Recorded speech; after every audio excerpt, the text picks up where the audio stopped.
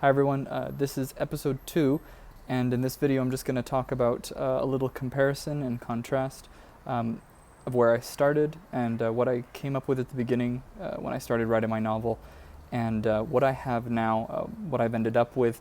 In this video I'll talk a little bit about things that I kept in throughout my drafts, things that I knew I could get rid of, how I started identifying my style a little bit, what I knew was good writing, what I knew I could get rid of, and just totally forget about. I have a couple of manila envelopes, and inside of them I have a series of drafts, chronologically organized from March 2016, and I think the final manila folder, number 8 or number 9, is dated from, I think, December 2018.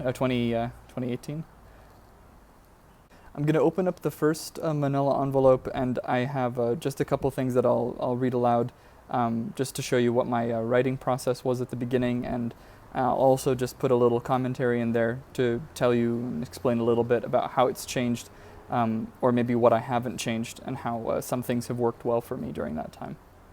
So here's the envelope, and as you can probably see right here, it says on top of it, the first notes ever from March 2016. I put these together probably in January, and now I'm excited that I get to go back, go through some of my ideas and record it and share it with you guys. So in my first couple of pages, I talk a little bit about outlining, and I come up with an idea of what type of story I want to go through. I see a lot of writing that says detective fiction, or a lot of information that points towards crime novels.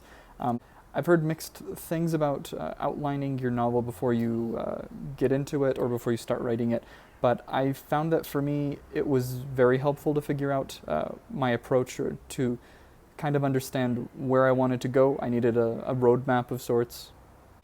And these were some of my first pages where I talk a little bit about the theme, and I come up with a few ideas of where I want to go. I'll narrow it down a little bit and talk about the characters that I first came up with when I was starting the novel.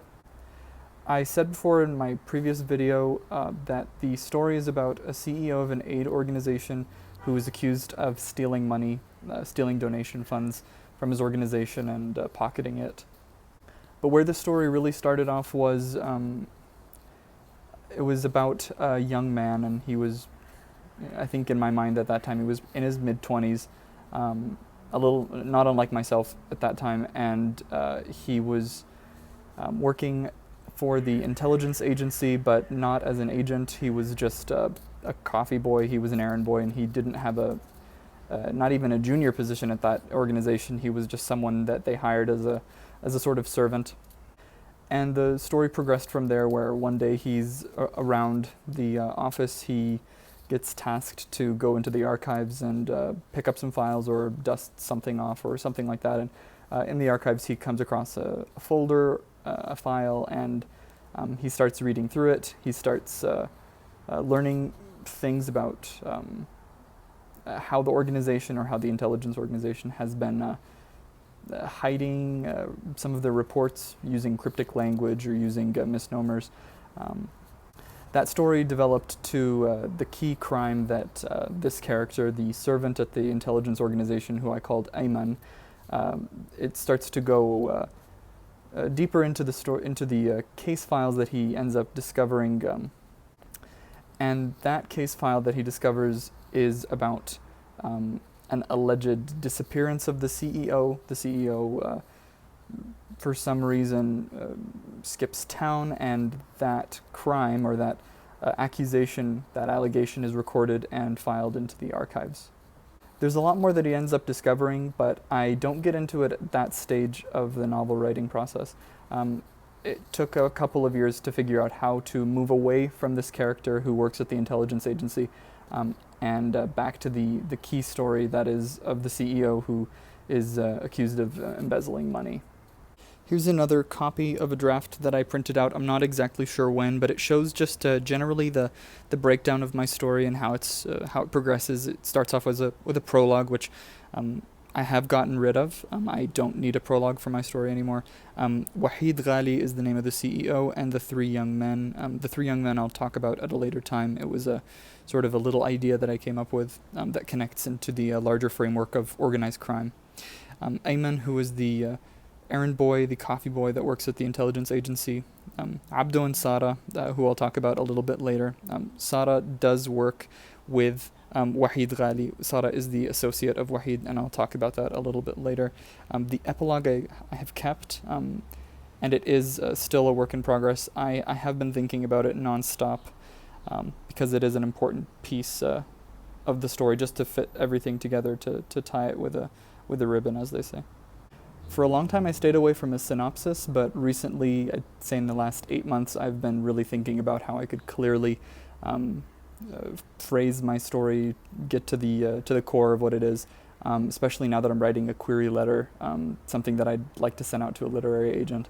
I need to think about how concisely I can summarize my story, get right to the core of it, and I'm still working on it. I think that as soon as I finish writing my story and getting rid of any unnecessary parts, I'll start seeing things more clearly. Something that I definitely could have improved on when I was starting off in the first year, I think, was taking a step back. Something that I thought was helpful was to outline a little bit more, and something that I focused too much on, unfortunately, was character development at that stage. I think that I got too caught up with the details, and I should have been looking at the big picture. I think that probably would help me in the future when I go back, or when I start another novel, when I think about another story. Outlining, to me, I've found it very helpful, and I know that people are on the fence about it. Some people praise outlining, and some people don't even want to touch it with a stick. But I think that it's something to consider if anyone's going to pursue a novel or a short story, an extended short story. And right now I'm working on my last part of the story, the last missing pieces that go into the plot of the story, to the meat and potatoes, which is the crime, and discovering whether it is in fact a setup, or if Sara's associate, Wahid, has in fact taken the money. This is the final question that I'm coming down to. I am working totally on an outlined material, so my writing process isn't too difficult, but it is taking an enormous amount of time. So hopefully I'll be done writing it, like I said in the last video, by the end of the month. I can start typing it all up and getting it looking nice, and we'll see what happens. In my next video, I'll talk a little bit more about what I'm working on right now, and I think since I didn't talk about it too much in this video, I'll talk about what I got rid of, primarily what I threw away, what I'm not using anymore. But I have still kept just for posterity. Okay, see you next time.